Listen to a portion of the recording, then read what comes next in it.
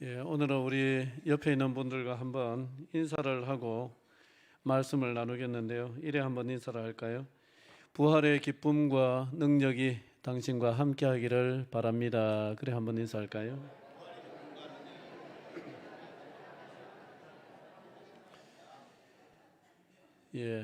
오늘은 예수님이 부활하신 부활절입니다.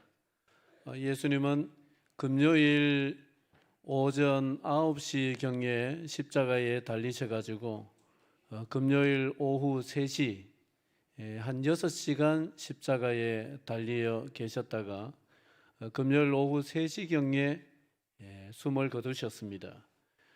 그리고 유대인들의 안식일이 금요일 저녁 6시부터 지금 토요일이 유대인들에게는 안식일인데 금요일 저녁 6시부터 안식일이 시작이 되기 때문에 안식일에는 그 어떤 일도 할 수가 없어서 예수님의 장례는 오후 3시부터 6시까지 아주 그냥 불이 나게 치러졌습니다.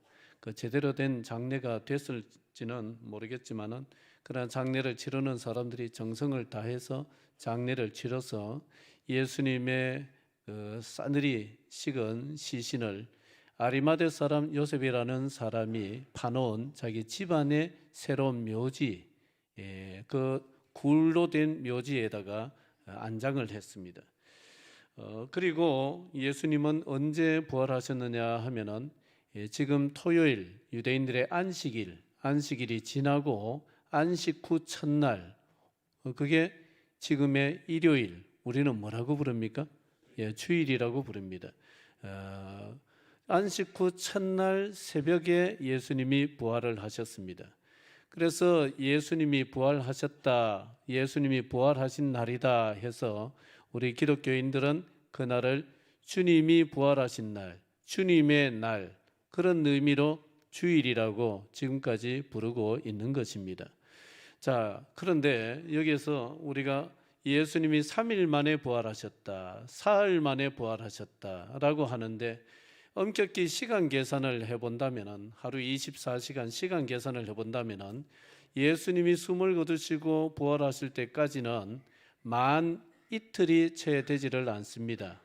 날수로는 3일이지만은 시간으로는 만 이틀이 채 되지를 않습니다. 그래서 3일 만에 부활하셨다라는 말은 3일째 되는 날 부활하셨다, 그런 의미예요. 그런데 성경을 읽으면서 조금 엉뚱한 질문이 생겼습니다. 왜 주님이 3일 만에, 사흘 만에 부활을 하셨을까? 기왕이면 한 10일 정도 더 계시다가 부활을 하시거나 아니면 한 1년 지나서 부활을 하셨으면은 사람들이 더 놀라워하지 않았겠습니까? 이제 죽은 지 딱 3일 만에, 아직 부패가 다 되지도 않는 3일 만에 부활을 하신 거 하고 한 1년 정도 지나서 다 부패되고 난 뒤에 보란 듯이 살아나시는 거 하고 사람들의 반응이 좀 다를 건데 왜 10일도 아니고 왜 1년도 아니고 3일 만에 예수님이 부활을 하셨을까? 이런 엉뚱한 생각이 들었어요. 그래서 성경에서 3일이라는 숫자가 나오는 것을 쭉 이래 찾아봤습니다. 그래서 찾아보니까 아브라함 이야기에 3일이 나옵니다. 하나님께서 아브라함에게 네 독자 이삭을 바쳐라. 그런데 아무 데서나 바치지 말고 내가 딱 지정한 곳 거기서 바쳐라 라고 하면서 하나님이 모리아 산을 딱 지정을 해 주셨습니다.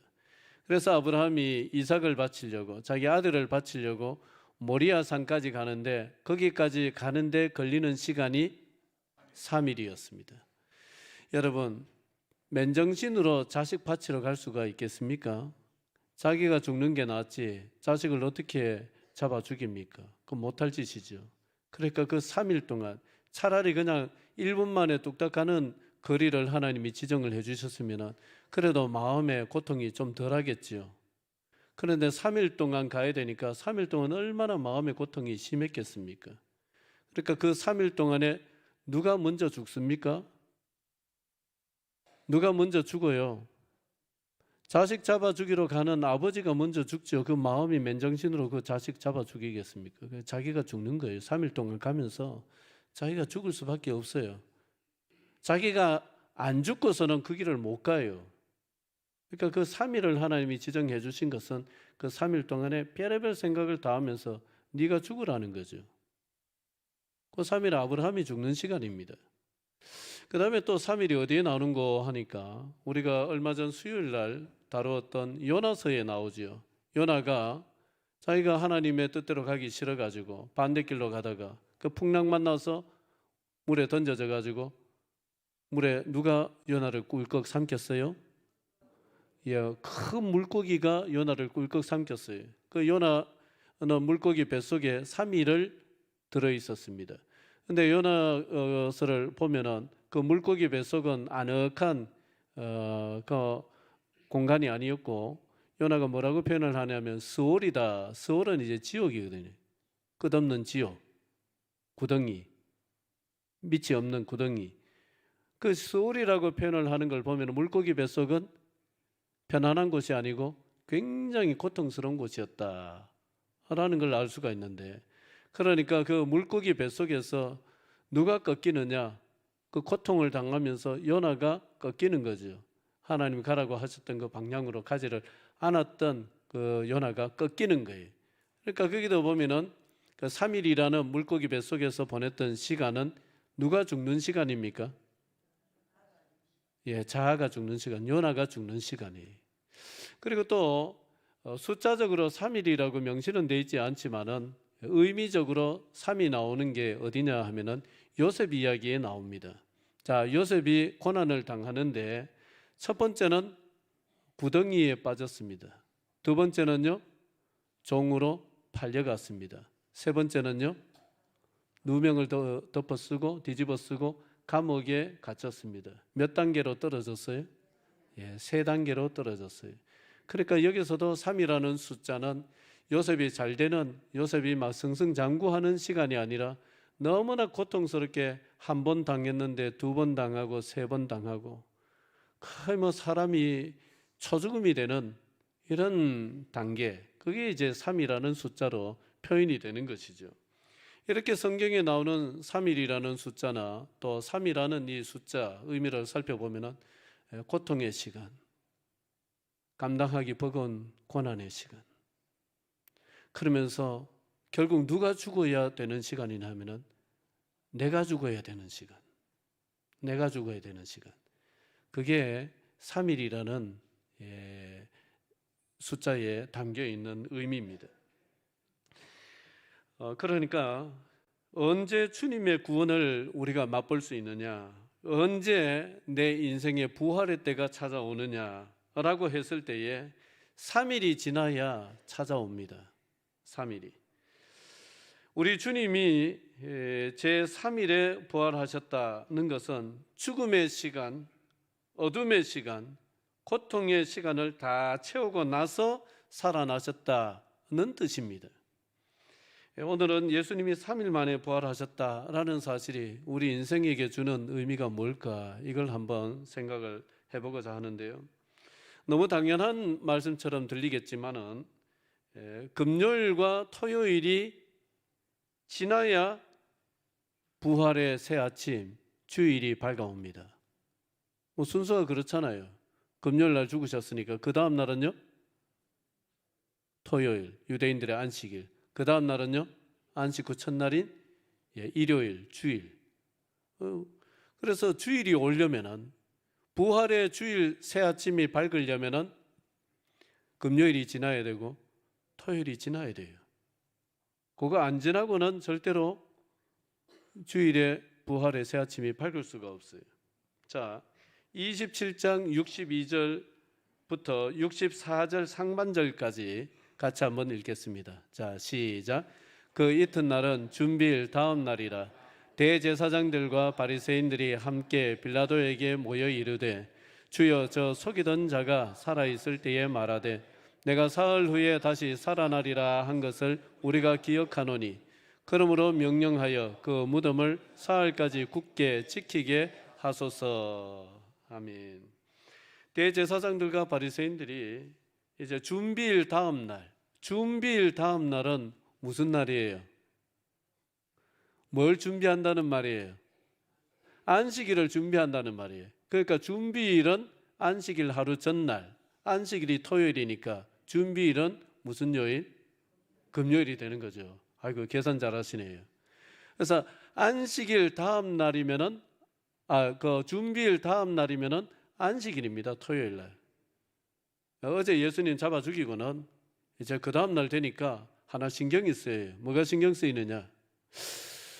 저 예수라는 자가 살아있을 때에 자기가 죽었다가 사흘 만에 부활한다고 그렇게 얘기를 해놨는데 혹시 그 제자들이 예수의 시신을 도둑질해가지고 가서는 우리 예수님이 다시 살아나셨다, 부활하셨다 이런 식으로 거짓말을 지어서 퍼뜨리면은 그 속임이 저자가 살아있을 때보다 훨씬 더 심해지겠다.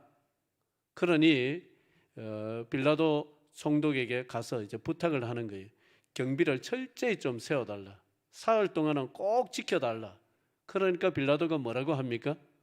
너희한테도 경비병이 있으니까 너희가 그걸 동원을 해가지고 지켜라. 그래가지고는 이제 대제사장들 무리들이 성전 경비대를 동원을 해가지고 이제 그 무덤을 임봉하고 굳게 지켰다. 그 얘기입니다. 자, 그래서 이들이 굳게 지키는 그 시간, 그리고 예수님은 싸늘한 시신이 되어서 무덤에 누워 있는 그 시간, 이 시간이 바로 금요일과 토요일인 것이죠. 자, 여러분, 금요일은 어떤 시간이냐? 금요일은 의로우신 예수님이 타락한 그 종교 지도자들, 대제사장 무리들, 또 참 바리새인들 무리들, 그들에 의해 가지고 또 군중들에 의해 가지고 죽임을 당한 날이 금요일입니다. 그러니까 달리 표현을 하면은 어두움이 빛을 이긴 날이에요. 빛이 어둠을 이겨야 되는데 어두움이 빛을 이겨버린 날입니다. 정말 일어나서는 안 되는 일이, 가슴 아픈 일이 일어난 날이 금요일입니다. 토요일은 또 어떤 날입니까? 토요일은요, 숨을 거둔 예수님이 싸늘한 시신이 되어서 무덤 속에 계신 날이 토요일입니다. 달리 얘기를 하면은 그 어디서도 더 이상 예수님의 말씀을 들을 수가 없고 그 어디서도 더 이상 예수님의 능력을 접할 수가 없는 날, 완전히 말씀과 예수의 능력이 사라져버린 날, 하나님이 사라져버린 날, 그날이 토요일입니다. 제자들은 두려움과 죄책감에 사로잡혀서 아무것도 할 수 없었던 시간, 사는 것이 사는 것 같지 않는 시간, 이것이 금요일이고 토요일입니다. 정직하게 했는데 정직한 것이 제대로 된 보상을 받지를 못하고 굉장히 쓰라린 아픔이 되어서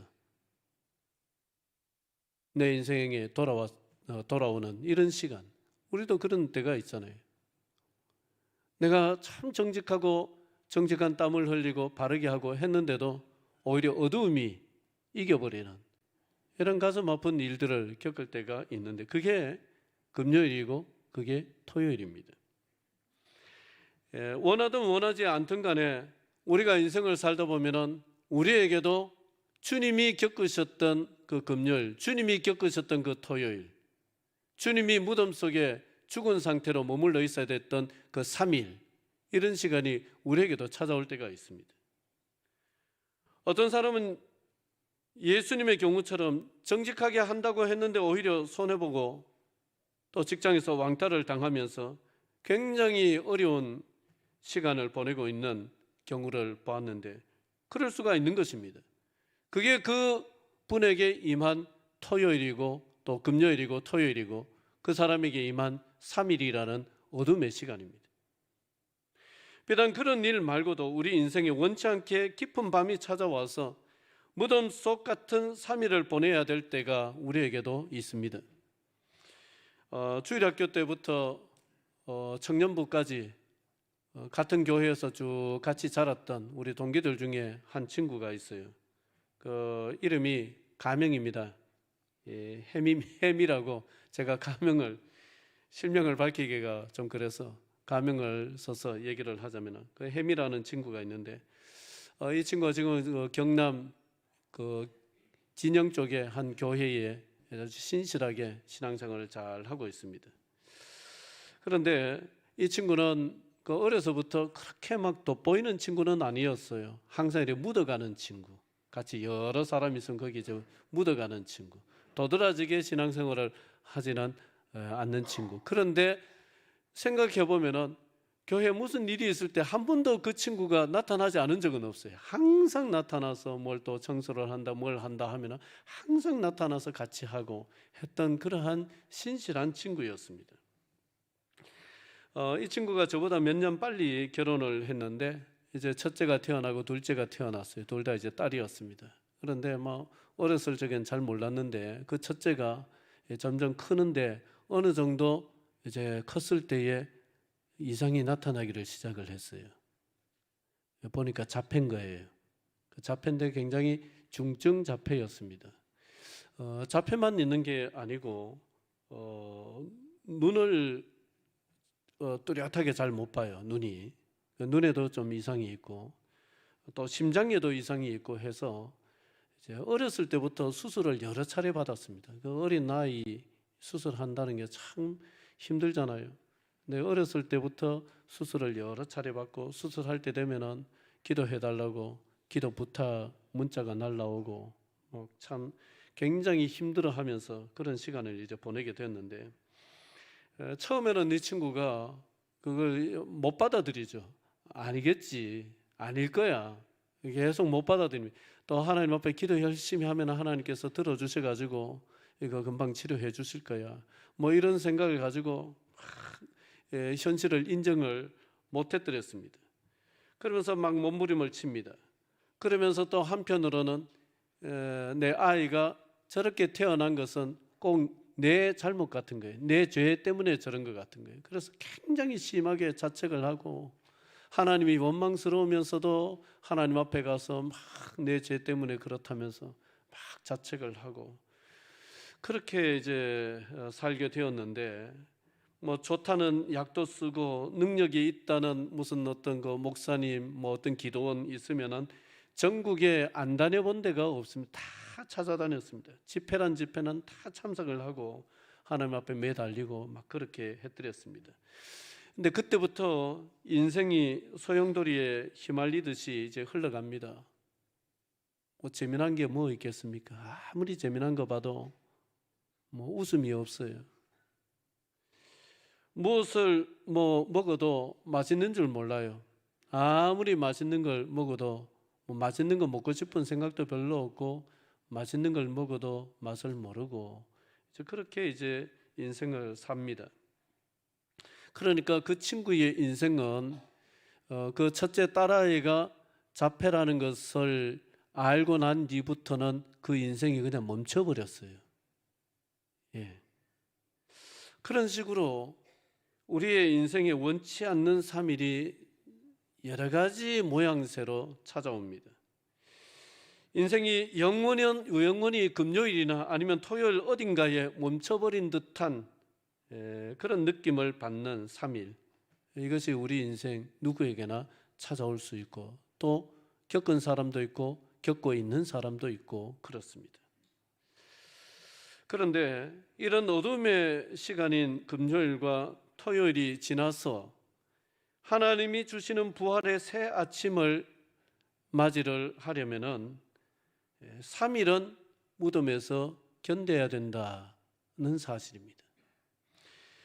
부활의 아침은 하루가 지났다고 해서 금요일이 지났다고 해서 오지를 않습니다. 부활의 아침은 금요일이 지나고 토요일이 됐다고 해서 이틀 지났다고 해서 오지를 않습니다. 부활의 새 아침은 반드시 며칠이 지나야 됩니까? 반드시 3일이 지나야 됩니다. 반드시 3일이 지나야 됩니다. 대제사장 무리가 무덤을 임봉하고 경비병을 두어서 굳게 지키듯이 또 부활의 새 아침이 오지 못하도록 하는 이런 상황들이 있기 마련인데 그것을 어떻게 해야 되느냐? 다른 방도가 없어요. 그저 지나가지 않습니다. 버텨내야 되고 견뎌내야 됩니다. 자, 27장 65절 66절 같이 한번 보겠습니다. 27장 65절 66절 시작. 빌라도가 이르되 너에게 경비병이 있으니 가서 힘대로 굳게 지키라 하거늘 그들이 경비병과 함께 가서 돌을 임봉하고 무덤을 굳게 지키니라. 예. 아까 요 줄거리는 말씀을 드렸습니다. 그 빌라도가 그러죠. 너희들에게도 경비병이 있으니까 너희 힘대로 있는 대로 동원을 해서 지켜라.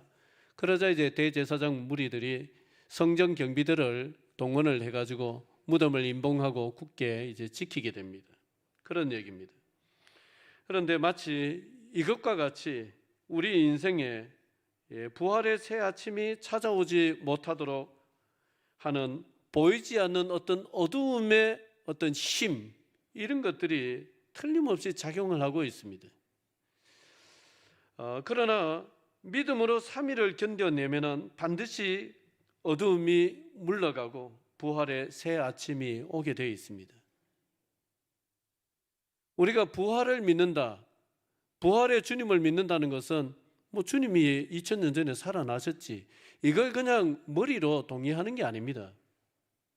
우리가 언젠가 주님이 정하신 부활의 날이 되면 죽었던 사람들이 다 살아나겠지, 뭘 그걸 그냥 막연하게 동의하는 게 아닙니다.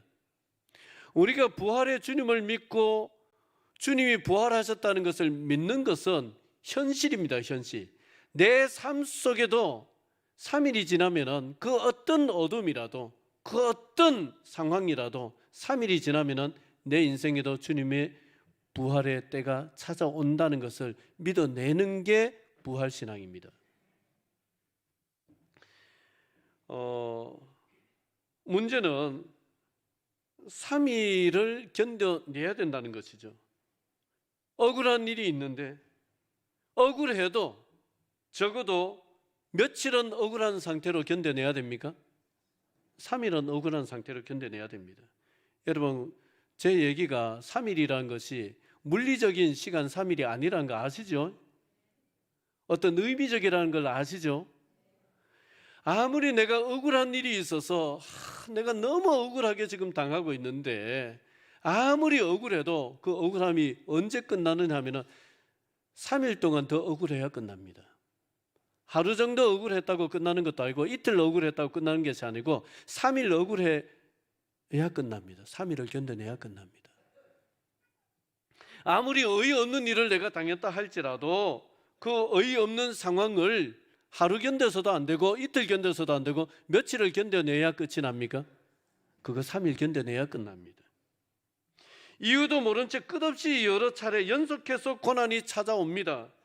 그런데 그것도 며칠을 견뎌내야 끝나느냐? 3일 견뎌내야 끝이 납니다. 그럴 때는 이런 생각이 어쩔 수 없이 들어요. 아무리 막 내면이 강하고 했던 사람도 알 수 없는 고난의 연속이 찾아오면은 내 인생은 왜 이럴까? 이런 생각이 안 들 수가 없어요. 나는 왜 이럴까? 다른 사람 보니까 인생이 그냥 평탄하게 가는 것 같은데 왜 내 인생에 이런 굴곡진 게 찾아올까? 내 인생에 왜 이런 파도가 찾아올까? 그런 생각이 안 들 수가 없어요. 아무리 내면이 강한 사람도 들기 마련입니다. 또 내면에서 이런 소리가 자꾸 들리는 것 같아요. 야, 너 혼자 그런다고 세상이 뭐 달라지는 것 같아? 네가 기도한다고 해서 뭐 달라지더냐? 지금까지는 그런 기도 안 해서 이러냐? 기도해도 이런데 소용없지 않느냐? 뭐 이런 생각이 또 드는 거예요.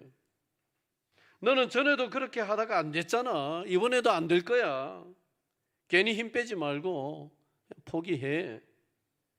너네 집은 안 돼. 네 아버지가 뭐 잘 됐어. 네 할아버지가 잘 됐어. 네 형제들 봐. 뭐 잘 되는 게 뭐 있어.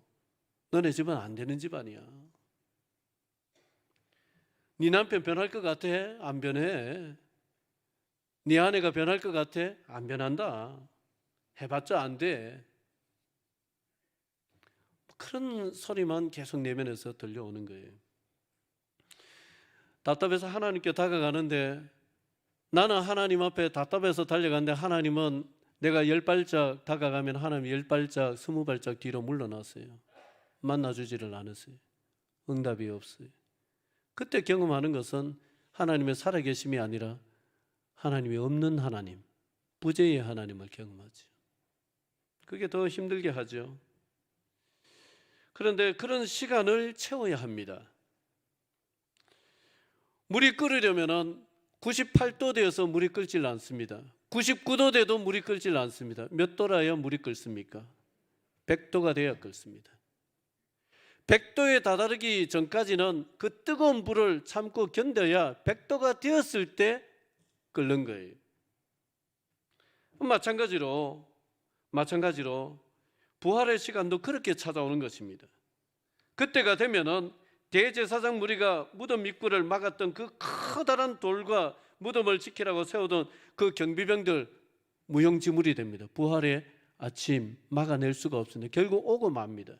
그래서 그렇게 부활의 아침이 못 오도록 막아냈던 그 경비병이나 그 큰 돌은 부활을 증명하는 증거물로, 배경으로 바뀌고 맙니다. 그토록 힘들었던 상황들이 나중에는 하나님의 은혜였다는 것을 얘기하는 간증의 도구가 되고 마는 것이죠.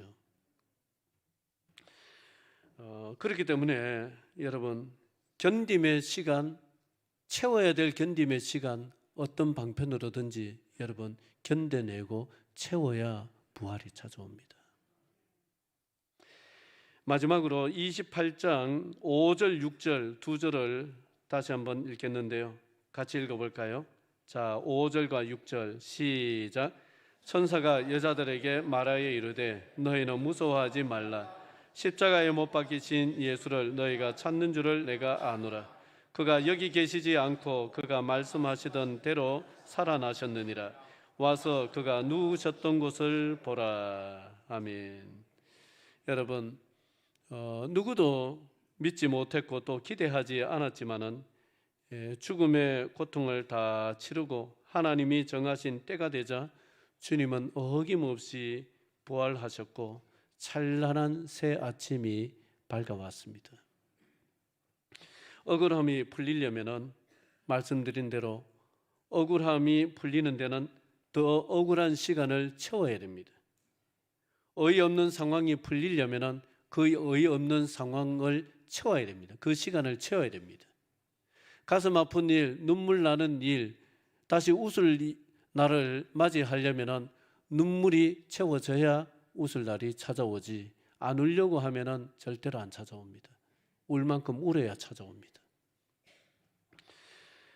그런데 그 견딤의 시간이 채워지면 어떤 방편으로든지 우리 하나님께서는 부활의 능력을 베풀어 주세요. 부활의 은혜를 베풀어 주세요. 앞에서 말씀드렸던 제 모교회의 동기 가명 해미, 그 해미가 참 실망하고 절망하는 과정을 통해 가지고 결국은 현실을 받아들입니다.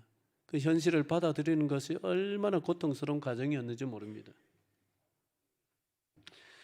그렇게 이제 현실을 받아들이는데 이렇게 정리를 하더라고요.